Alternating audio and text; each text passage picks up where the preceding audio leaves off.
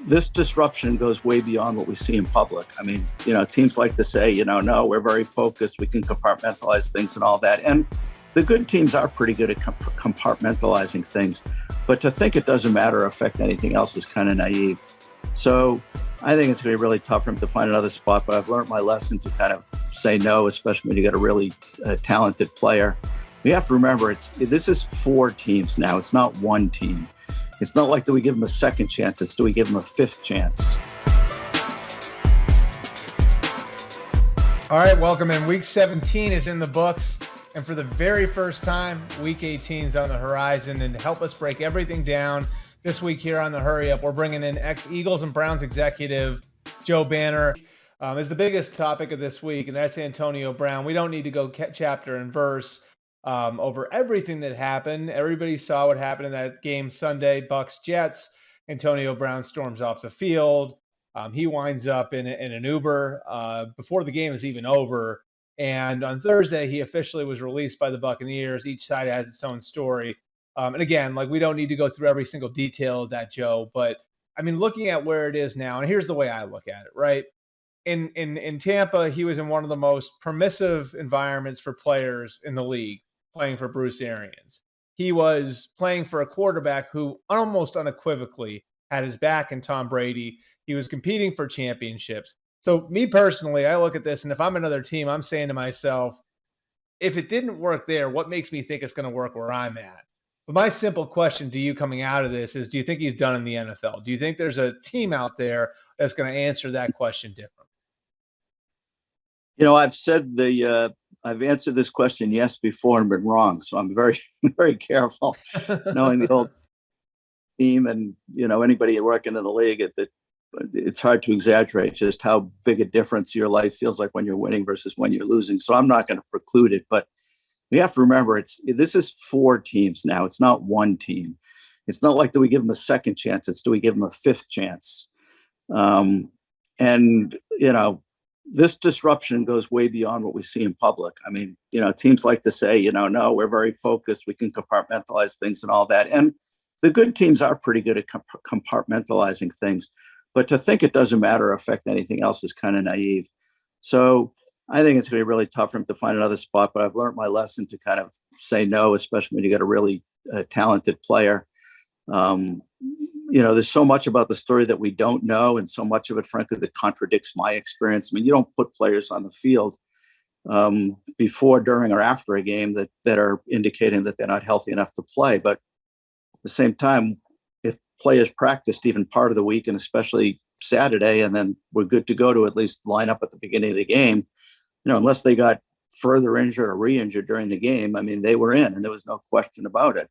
So that decision was always made well before the kickoff. So, and, the observation of the history, leaves me kind of skeptical of the whole thing. Now, one thing that fans don't really realize that they should be aware of is when you cut somebody like this or suspend somebody like this, the rules require you to have given them numerous warnings and opportunities to correct their behavior.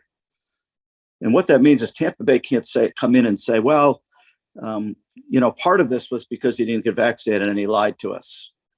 They can only say that if at the time it happened, they wrote him a letter warning that we consider this an offense, that if we see anything more, could result in you getting cut from the team and forfeiting whatever other financial benefits you have. So one of the questions I'm really wondering about was, and I worry about this when you look at what Bruce Arians said in the press conference after the game, in which I think he said some things that probably weren't quite literally as true as they seemed at the moment.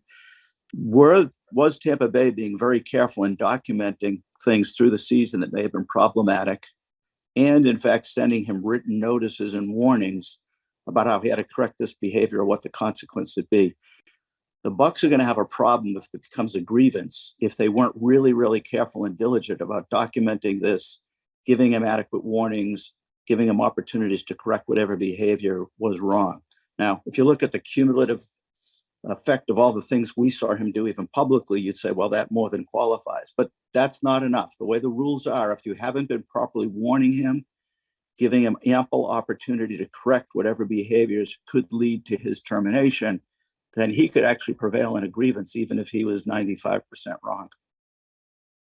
Do you like, so how does the conversation go, do you think, if he does get another chance? Do you think it's got to be a team that's in a desperate spot? Say we get to next summer, a receiver gets hurt, it's a team that's going to be competing for a championship. I mean, you've been part of these discussions. You guys took risks on guys like Terrell Owens and Mike Vick way back then. Like how does that how do you think that conversation is going to go if a team does consider, say, 6, 8, 10 months from now, bringing in a 34-year-old Antonio Brown? Right? Remember, first you're going to talk to the agent, and that's where I think Mhm. you lay the framework about, if he's not willing to structure a contract in a way that he's taking some risk, so he's got some skin in the game, then we're not going to be willing to trust that everything's going to be fine. And I think that's where the thing starts. I don't care who you are. If you just went in and gave him a contract right now that was just totally based on what you think he can do from a football perspective, I personally would just consider that a kind of being in denial and taking an unnecessary risk. But assuming he'd be willing to take a contract that basically what it says is if you behave properly, you play well, you stay healthy, you're going to make a very fair salary. On the other hand, we want there to be real consequences and real motivations for you to do that, as opposed to some of the things we've seen in the past. And then I think you have to have, from the owner down to the coordinator, the head coach, he really needs to come in the building, have a face-to-face conversation.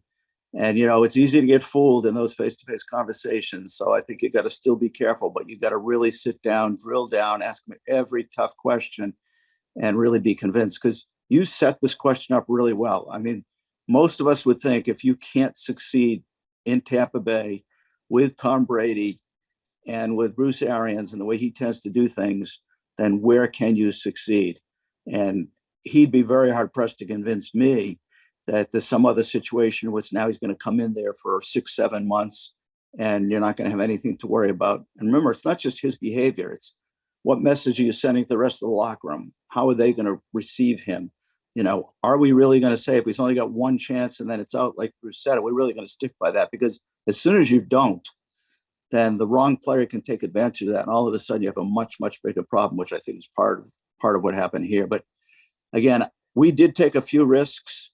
They were actually based on some advice. I don't know how many people are listening that remember Carmen Policy, who ran the 49ers for a decade, but he gave us some great advice when we first got in the league. Jeff and I met with him and picked his brain. He said, listen, once you establish a really good culture, once you've got a great group of team leaders, you can afford to bring in a couple of question marks, but don't ever do more than a couple, and don't do it until your culture and your player leadership is really, really strong. So again, before I'm even considering this, those things would need to be in place for me. And because of that advice, which I thought was such good advice, we were very, very careful on when we took those. It had to be somebody with tremendous upside on the field and reasons we thought we could manage the situation differently and end up in a better spot. And I think Charles Haley is probably the best example Carmen Policy could have given you on that, right? And it's interesting too, like you look at it and it's like somebody like Antonio Brown, part of the problem is like he's really good. So like he Yep. starts to play really well, he becomes an integral part of your team. Now you don't want to let him go, which I think is what happened this year in Tampa, right? Because they'd said zero tolerance a year ago. Well, here we were, a month and a half ago, and the whole situation, the fake vax card comes up. And at that point, why don't they let him go? Well, they don't let him go because he's a really good player and he's good enough to make himself integral to the team. So now you feel like you're screwing the team if you let him go. And that's part of like, that's what can be so thorny about it sometimes. You know what I mean? Is like that and I think to some degree, you guys ran into this with T.O., right? Like where he just becomes so integral to what the team is, you really feel like maybe you're screwing the other guys over if you let them go. I mean, that's exactly right. It's literally as pure a risk-reward kind of debate discussion as you can possibly have. And you're thinking about every angle. It's not just him. Again, it's, what will the locker room think about this? What will your starting quarterback think about this? They all love to have great wide receivers, but also don't really want to have a lot of extra aggravation. So all of those things you just mentioned are in play in these situations. Okay, he's ex-Browns and Eagles executive Joe Banner. And this is the hurry up for week 17. We will be back at the playoffs next week. Thanks so much, Joe.